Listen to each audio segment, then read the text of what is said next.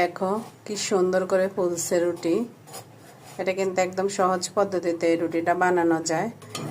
দেখো দুই পিঠে কিন্তু খুব সুন্দর হয়েছে, একবারে সুন্দর করে ফুলছে।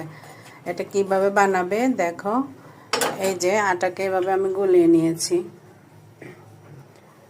হ্যাঁ, এই যে আটাকে এভাবে করে নিয়েছি। এখানে একটু হালকা লবণ আর একটু তেল যদি দিতে চাও দিতে পারো, না হলে এমনিতে করা যাবে।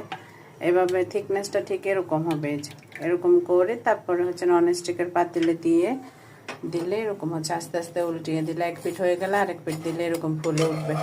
খুব সুন্দর হয়েছে রুটিটা, দেখো এই যে দেখছো অনেক সুন্দর হয়েছে, অসাধারণ হয়েছে।